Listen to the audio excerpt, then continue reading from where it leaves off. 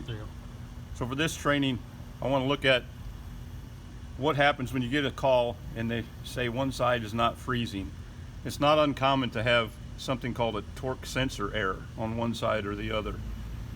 So we can see that's what this is saying right now, right torque sensor error. So if you see that, you know you're going to have to go to the back of the machine. There's no other way around it. So go to the back of the machine and take a look back here. Could be one of several things. So we're going to look in the back.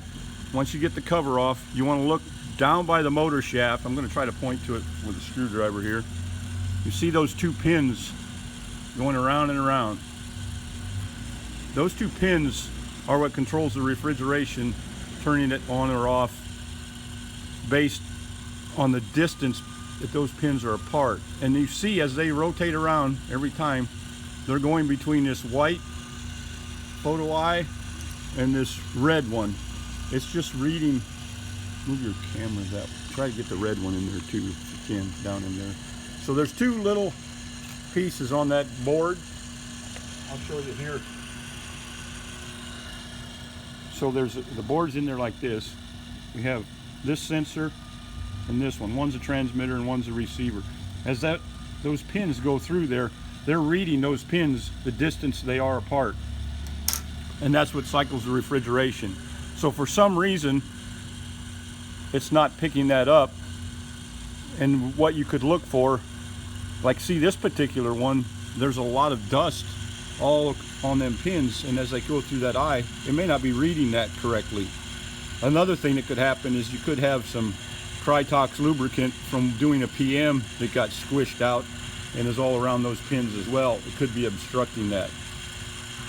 So what you would have to do is determine if that's the cause. If you think that is the cause, you need to take that shaft out and clean it. What I'm going to do right now is we're going to take that apart and look at it, and we'll see why that's not working. So I'm going to turn it off up front.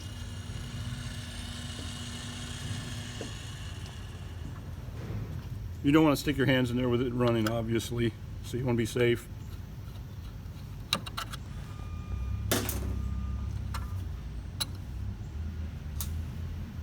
So I'm going to pull the motor out, and you see there's one pin on the motor shaft right here.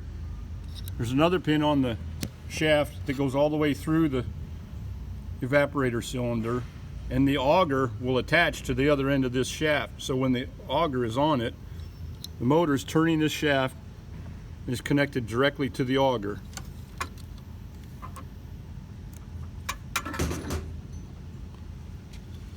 So we pull this shaft out. That's a mess. And so we have a pin here. It's not uncommon to find on the motor that this pin has been sheared off. If someone ran it without product in it and it didn't, and they didn't turn it off, it could freeze up enough that the torque on that ice would snap this pin, and you'd have to replace this pin. So we want to clean these pins up.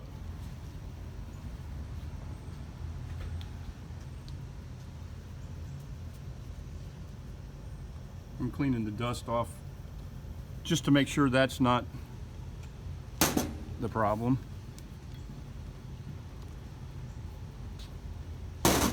While we have access to the board here, you can also see, if you look in straight at an angle, see how the red one is cocked up and it's not in line with the white one very well? They should be straight together, more like this. They should be in line with one another.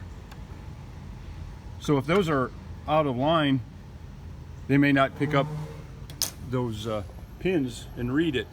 So that's the key on the freezing down of this machine, is these two pins separate. I'm going to turn the other side on and we'll watch it for a second as it's running. And, well, actually, I'll just do it by hand. You watch those two pins, and as there's torque put on the auger from the product getting thicker, they will separate. See how they separate apart? And that's all it takes. And then the machine says, I'm cold enough, and it shuts the refrigeration down. So as those two pins are moving through, as the product gets thicker and more frozen, they will separate, and when they get separated far enough, it'll shut the refrigeration off. And as it thaws, it gets more liquid, the pins come closer back together, and then it'll cycle the refrigeration back on. So that's how this machine knows when it's froze and when it's not. So if it's not freezing, you're going to have to go to the back if it's saying torque sensor error and look at these pins. This board can be replaced, which this one will need to be replaced just because of that photo eye that's broke. You just remove this screw right here, the board just slides straight out, put it back in. Another thing to be aware of when you're doing a PM, when you go to pull this shaft out,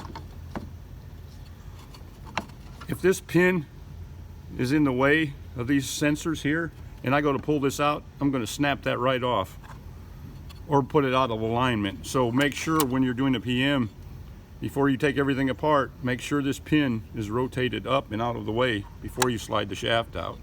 Also be a little careful because this split ring that's on here is very close when you pull it out, but it's mainly the pins.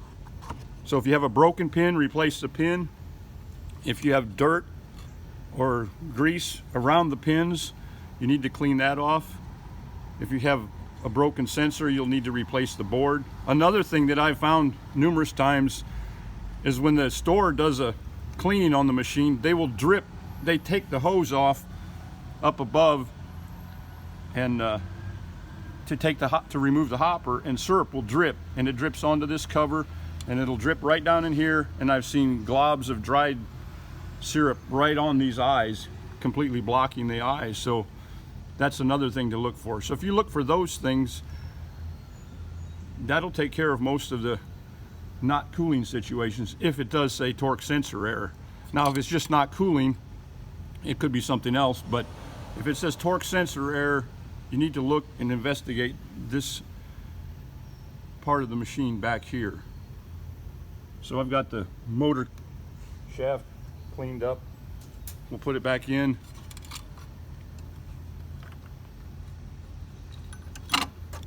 Now just a little explanation. You see how this part of the motor, it's going to line up with that torsion bar that's inside the shaft there.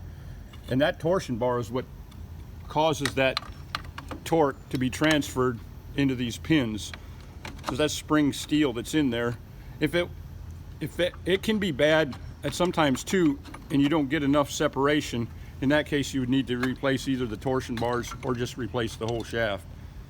So I've got that put back together, and then of course bolt it back up, and then try it once you've got it cleaned and lubed and see if your error goes away.